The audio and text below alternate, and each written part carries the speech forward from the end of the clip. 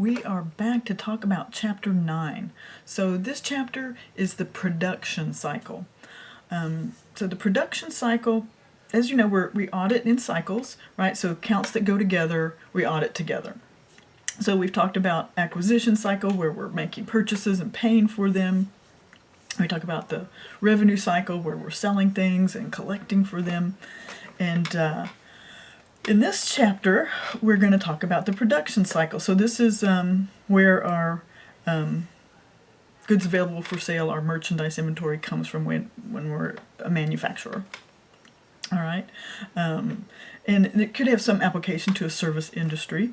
But so we're basically talking about that part of the factory where they're making stuff and the warehouse where they're keeping stuff. Certainly, the inventory portion has application to an organization that's just a retailer, right? I mean, they're going to have inventory. So production cycle, what we're talking about now. And we're going to learn same thing we always learn, right? We want to keep our audit risk very, very low. Therefore, we have to understand the inherent risk, understand the controls that should be in place, and then test those controls. And then we do our substantive testing, adjusting the nature, extent, and timing of our substantive tests so that we can keep our audit risk very, very low. So the first thing we're going to start trying to do is understand what are the inherent risks of the cycle. And to do that, we have to understand what the production cycle is. So the production cycle is what links the other cycles. In this cycle, we're making our things that we sell, and then we sell them, right? So this is where we're acquiring.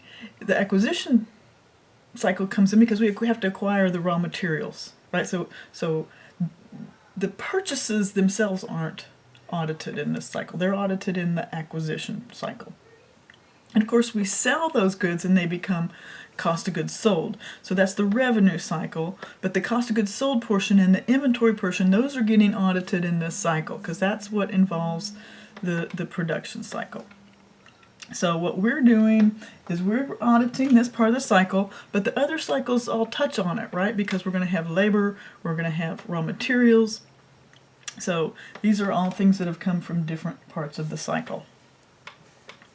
All right, so just to make sure we kind of understand what happens here, there should be some kind of a sales forecast. So one of those things you learn back in cost accounting that can be useful in auditing is that we start with a sales forecast. We try to say how much stuff we're going to sell so we know how much to make, right? Well, that's important that as auditors we understand that and check the sales forecast and see if it seems reasonable to us, right? That's what we're always checking out, the reasonable status of what management's assertions are. And there should be a sales forecast. They shouldn't just be creating stuff. Remember, what we want to test for is, are they manufacturing just to create inventory? That impacts the cost of goods sold, right? So that's a way management messes with the financial statements.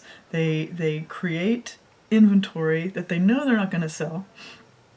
But what they've substantially done then is like spread their overhead out over additional units, and as they sell a unit, their cost of goods sold is very small, so it makes their margin bigger. I mean, it's a way to mess with the financial statements in terms of making your inventory bigger and making cost of goods sold per unit smaller.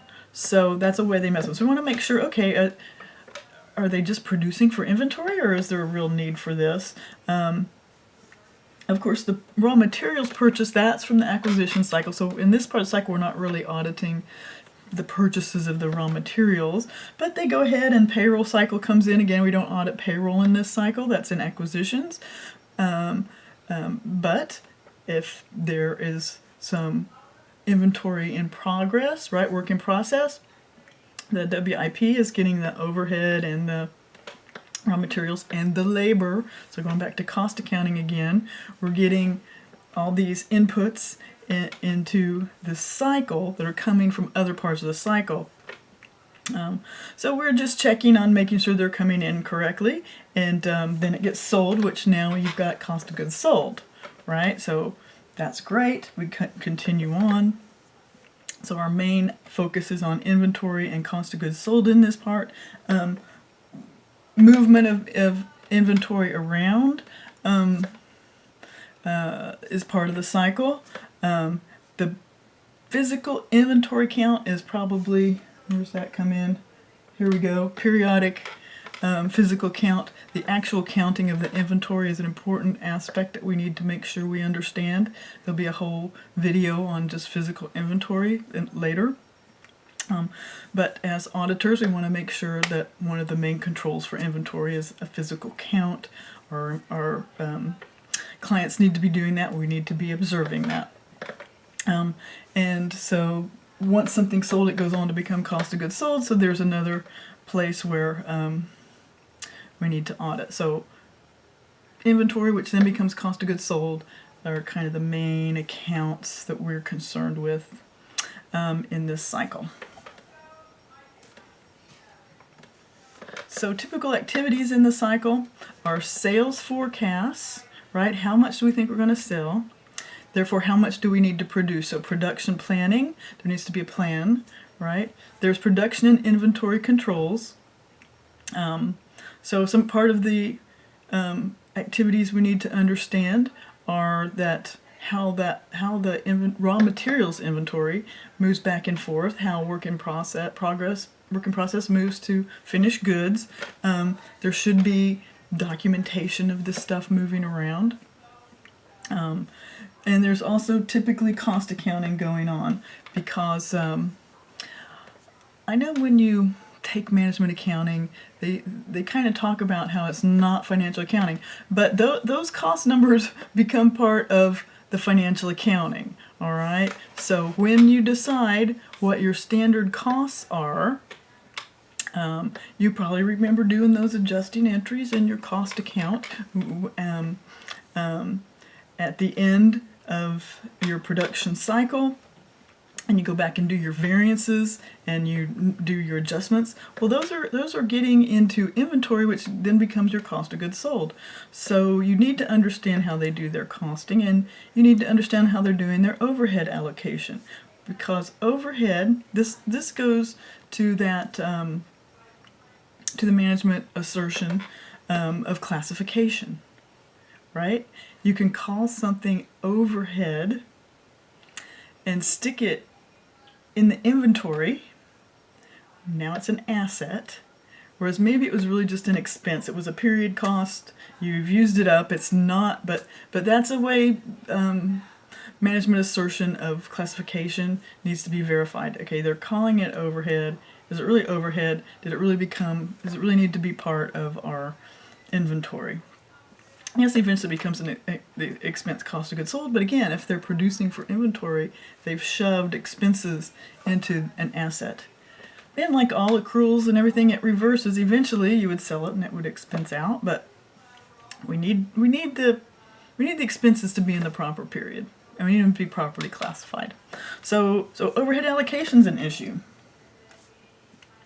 right?